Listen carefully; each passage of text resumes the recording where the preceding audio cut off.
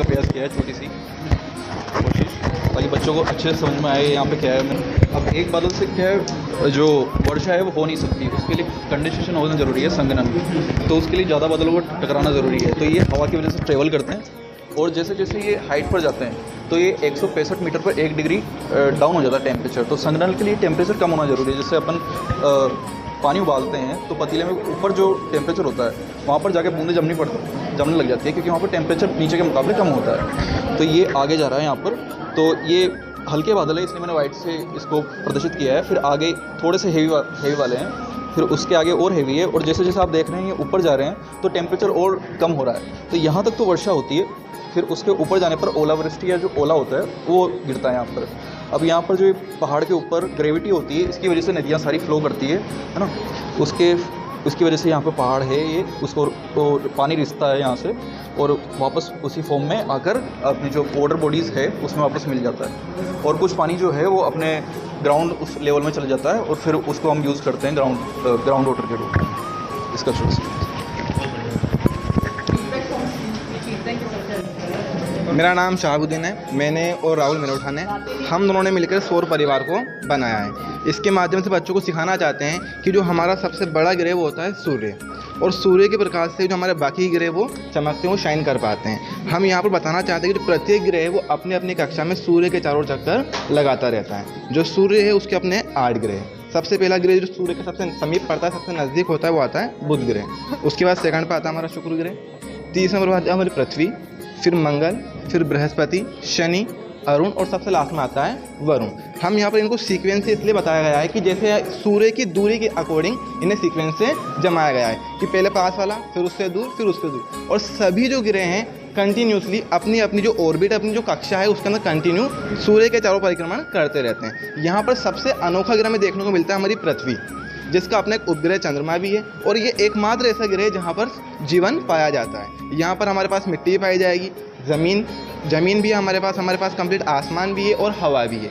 पेड़ पौधे, पक्षी, मानव जाति सब पाए जाते हैं। यहाँ पे सजीव रहते हैं। एकमात्र ग्रह जिसका नाम हमारा पृथ्वी है। इसके अलावा जो अन्य ग्रह आते हैं वो या तो मरुस्थल है या बर्फ़ में बने हुए हैं। किसी के पास जल है तो किसी के पास नहीं है। जैसे हम बुध ग्रह की बात करते हैं, ये हमारा सबसे गर्म ग्रह है, और इसका जो रीज़न है वो भी है कि सूर्य के सबसे नज़दीक है। जबकि हम बात करते हैं हमारे वरुण ग्रह की, ये सबसे दूर होता है, इससे सबसे ठंडा ग्रह भी यही है। हम बृहस्पति की बात करते हैं, इसकी खासियत सबसे ज़्यादा बड़ा ग्रह है, इसके मुकाबले में कोई अन्य ग्रह है ही नहीं। और जो हमारा बुध ग्रह है वो सबसे छोटा ग्रह भी है। और इन्हीं चीज़ों को हमने डिफाइन किया है। यहाँ पर जो हमारे स्टार्स हैं इनको भी हमने बताया गया है कि जो स्टार्स होते हैं उनके बीच में भी आते हैं, और जो स्टार्स हमारी पृथ्वी से काफ़ी दूर होते हैं, लेकिन जो ग्रह है ये हमें आसानी से दिखाई दे सकते हैं।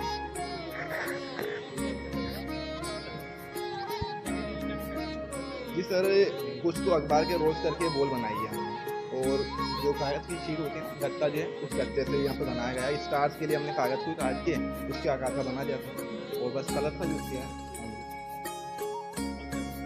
नदी का दृश्य दिखाने की कोशिश की, तो इसमें क्या होता है कि पानी बरसता है, और ये पहाड़ियों के माध्यम से यहाँ से होकर निकलता है, और जो नदी में यहाँ से होकर निकलता है। अब यहाँ पर पेड़ पौधे होते हैं जो नदी का दृश्य शानदार कर देते हैं। ये प्राकृतिक दृश्य है जो बच्चों को बहुत एंटरटेनमेंट करवाता है, बहुत अच्छा लगता है। जब बच्चे देखते हैं ना इसको, तो रियल का सीन अलग होता है, लेकिन जब उनको ऐसे बताते हैं ना रियल वाला, तो उनमें बहुत रुचि जागृत होती है। तो हम नदी को उसमें दिखा सकते हैं कि कैसे इसका उद्गम होता है ऐसे पहाड़ियों के माध्यम से, और नदी किस तरह से बहती है यहाँ पर ऐसे। और पेड़ पौधे जो रियल में देखते हैं ना, तो वो बहुत अच्छा लगता है। और यहाँ पर आकर नदी आगे डेल्टा बनाती है, बहती है और समुद्र में मिल जाती है।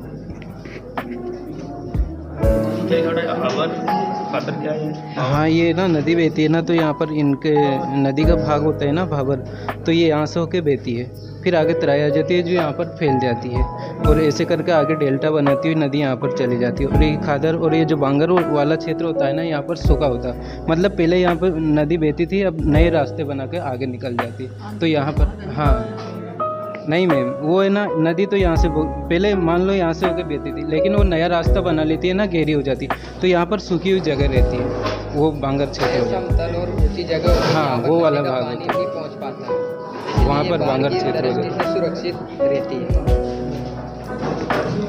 और जो ये गागर होता है यहाँ पर बड़े बड़े पत्थर और चट्टानें होती है, तो इसमें पानी इस तरह ये से हमने बहता है इसी वो को नजर पहाड़ियाँ नहीं आता है। दिखाने उस की क्षेत्र को कोशिश की गागर कि यहाँ से जो है नदी और निकलती यहाँ से मैदान की शुरुआत होती है और मैदान में जब नदी प्रवेश करती है तो उस क्षेत्र को तराई बोलते हैं। और ये खादर है, यहाँ पर प्रतिवर्ष नदी बाढ़ लाती है और मिट्टी की नई परत चढ़ाती है, ये अधिक उपजाऊ होती है, ऐसे क्षेत्र को खादर बोलते हैं। और आगे बढ़ने के बाद में ये डेल्टा, जब समुद्र में नदी मिलती है तो उससे पहले अपने साथ लाए कुछ अवसादों को पीछे छोड़ देती है, उस स्थान को डेल्टा बोलते हैं। भारत में ऐसे कौन से क्षेत्र हैं? ऐसे है ना, जैसे वो गंगा नदी है तो वो भी डेल्टा बनाती है, और ब्रह्मपुत्र है वो डेल्टा बनाती है ना, उधर बांग्लादेश और भारत के वहाँ से होकर जैसे निकलती है। सुंदरबन डेल्टा। हाँ वो है ना।